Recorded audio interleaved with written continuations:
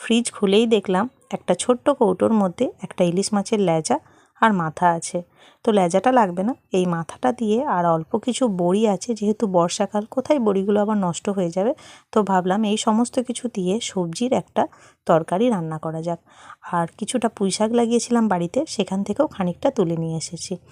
তো কিছুটা সর্ষের তেল গরম করে নিয়ে এর মধ্যে প্রথমে বড়িগুলো ভেজে তুলে নিয়েছি, তারপরে ইলিশ মাছের মাথাটা ভেজেছি। ওটাকেও তুলে রেখে সমস্ত সবজিগুলো আমি অল্প নুন আর হলুদ দিয়ে একটু নরম নরম করে ভেজে নেব। একদম লাল লাল করে ভাজার দরকার নেই। যখন একটু ভাজা ভাজা হয়ে আসবে তখন পুঁই শাকের পাতাগুলো দিয়ে এগুলোকেও অল্প নেড়ে চেড়ে মিশিয়ে নেব। তাহলে পুঁই শাক পাতার একটা কাঁচা গন্ধ থাকে, সেটাই তরকারিতে থাকবে না। আর সবজির মধ্যে আমি নিয়েছি খোসা ছাড়ানো পটল, গাজর, আলু, বেগুন, বরবটি, টুকটাক বাড়িতে যা সবজি থাকবে সব দিয়েই কিন্তু এটা হবে।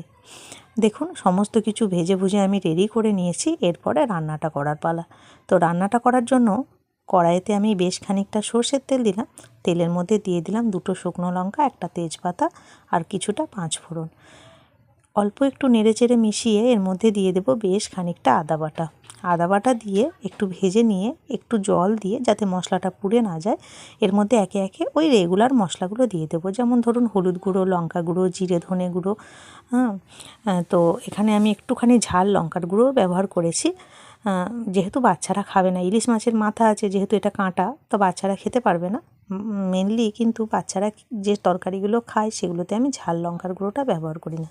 বড়িগুলো সাইডে রেখে আমি মাছের মাথাটা দিয়ে ভালোভাবে মশলার সাথে কষে নিয়েছি। কষানো হয়ে গেলে জল দিয়ে ঢাকা দিয়ে রান্না করব যতক্ষণ না সমস্ত কিছু খুব ভালোভাবে সেদ্ধ হয়ে আসে আর জলটা অনেকটা কমে যায়।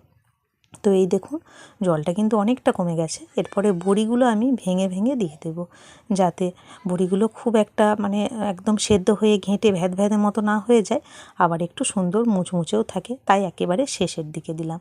তো বেশ খানিকক্ষণ রান্না করব। এই রকমভাবে সবজির তরকারি রান্না করলে কিন্তু খুব ভালো লাগে খেতে।